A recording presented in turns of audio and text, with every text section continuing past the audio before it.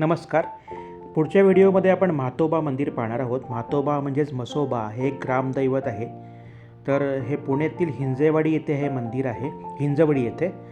आणि छत्रपती शिवाजी महाराज चौकापासून अगदी जवळच एका टेकडीवर निसर्गरम्य असं हे मंदिर सर्वजण पाहतात, ट्रेकिंगला जातात आणि 200 पायऱ्या चढून आपण हे मंदिर पाहू शकतो. जय म्हातोबा. तर हा म्हातोबा देव जी टेकडी आहे ती मगाशी सांगितल्याप्रमाणे छत्रपती शिवाजी महाराज चौकापासून जवळच आहे हिंजवडीमध्ये. आणि ही टेकडी इथे सुरू होते. आजूबाजूला हत्तीचे द्वारपाल आहेत आणि कमी उंचीच्या सोयीस्कर अशा पायऱ्या आहेत, 200 पायऱ्या.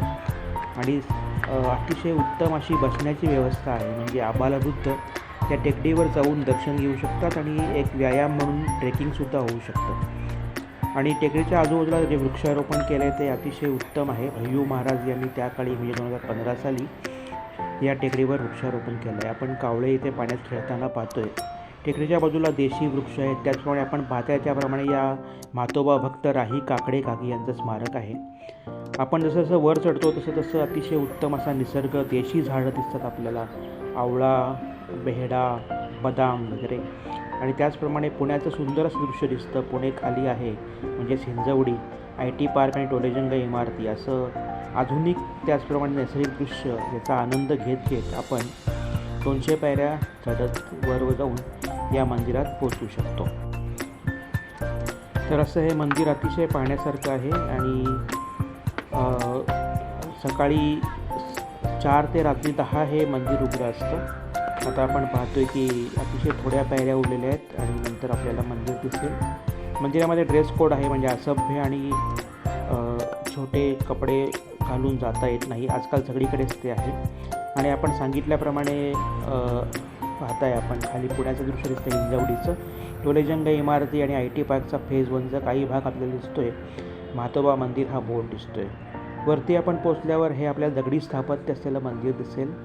आतमध्ये मशालीच्या अशी शिल्प आहेत. त्याचप्रमाणे उत्तम अशा दगडांनी बांधलेलं हे असं मंदिर. त्याचा प्रदक्षिणा मार्ग आपण बघतो आहे, म्हणजे इथे गोमुख आहे. त्याचप्रमाणे इतर देवांच्या पण काही मंदिरं आहेत. वटवृक्ष दत्त सन्निधी म्हणजे वडाखाली दत्त आहे. त्याचप्रमाणे इथे जलशुद्धीकरण केंद्र आपल्याला दिसतं आहे. आणि परत एकदा आपण विहंगम दृश्य वरून पाहतो आहे, ते अतिशय सुंदर असं दृश्य आपल्याला दिसेल. मंदिरात द्वारपाल आहे, द्वारपालाची हे आहेत, स्कल्पचर्स आहेत, शिल्प आहेत. तर असं हे मंदिर अतिशय पाहण्यासारखं आहे. आणि अतिशय दिवसभर हे उघडं असतं, सकाळी 4 ते रात्री 10. त्यामुळे तुम्ही केव्हाही जावा, एक आध्यात्मिक प्रकल्प म्हणून जावा किंवा ट्रेकिंगला जावा, तर सगळ्या दृष्टीनं हे अतिशय चांगलं असं मंदिर आणि ठिकाण आहे. म्हातोबा मंदिर. जय म्हातोबा. द्वारपाल आपण पाहतो आहे. त्याचप्रमाणे या अशा पायऱ्या सोप्या आपण सांगितल्याप्रमाणे दिसतात. दुसरा द्वारपाल आपण पाहतो. द्वारपालची शिल्प अतिशय मोहक आहेत. त्याचप्रमाणे हे जांभूळकर नावाचे जे पूर्वज आहेत 1635 साली, त्यांचं हे शिल्प आहे. म्हणजे हे अतिशय शिवकालीन असं मंदिर आहे. दीपमाळ आपण पाहताय, अतिशय उत्तम अशी दगडी दीपमाळ. आणि वरून दिसणारं शहराचं हिंजवडीचं विहंगम दृश्य. आणि प्रदक्षिणा मार्गात अतिशय सुंदर असं शिवमंदिर पण आहे आणि दत्त मंदिर पण आहे. त्याचप्रमाणे मगाशी सांगितल्याप्रमाणे प्रदक्षिणा मार्गातून आपल्याला मागचं जलशुद्धीकरण केंद्रसुद्धा दिसतं. तर असं हे मंदिर नक्कीच सर्वांनी पाहावं. आणि हिंजवडीपासून अगदी जवळ आहे. आपल्याला माहीत आहे की हिंजवडीला पूर्ण शहरातून बसेस आहेत आणि छत्रपती शिवाजी महाराज चौकात थांबलं की तिथून आपल्याला हे मंदिर अगदी जवळ आहे. व्हिडिओ पाहिल्याबद्दल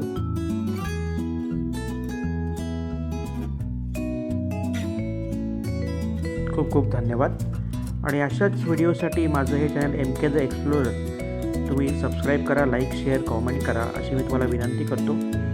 अनेक असे पर्यटनाचे आणि इतर निसर्गाचे आणि विज्ञानाचे व्हिडिओ, इतिहासाचे आपल्याला इथे पाहायला मिळतील.